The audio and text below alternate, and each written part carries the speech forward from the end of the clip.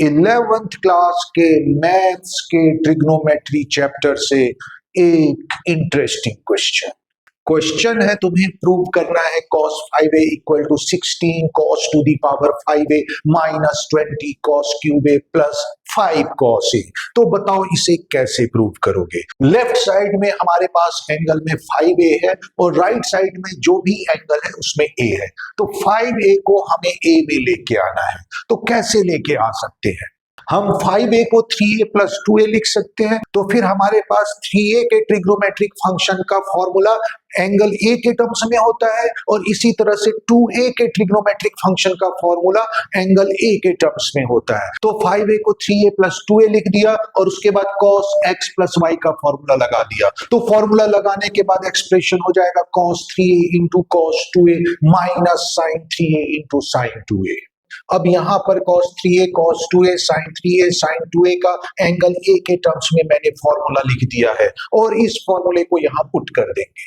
अब इन फॉर्मूले को मैं RHS के एक्सप्रेशन में पुट कर देता हूं तो मेरे पास RHS इस फॉर्म में आ जाता है। अब इन दोनों ब्रैकेट को मल्टीप्लाई करूं तो मेरे पास आ जाएगा 8 cos to the power 5a minus 4 cos cube a minus 6 cos cube a plus 3 cos a।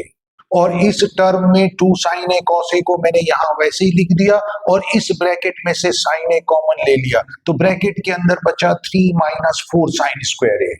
First bracket में ये दोनों लाइक टर्म होने की वजह से ऐड हो जाएंगे तो फर्स्ट ब्रैकेट में एक्सप्रेशन होगा 8 cos to the power 5a minus 10 cos cube a plus 3 cos a। अब हम सेकेंड टर्म को सॉल्व करते हैं तो क्योंकि क्वेश्चन के RHS में सिर्फ cos a है तो इसलिए हमें इसे सॉल्व करके cos फंक्शन में लाना होगा। तो sin a into sin a sin square a हो जाता है तो उसे मैंने cos स्क्वायर a लिख दिया। ये cos a ऐसे ही मैंने लिख दिया है और यहाँ पर sin स्क्वायर a को मैंने 1 माइनस cos स्क्वायर a लिख दिया है। तो उसे जब मैं सॉल्व करूंगा तो ब्रैकेट में हो जाएगा 3 minus 4 plus 4 cos square a।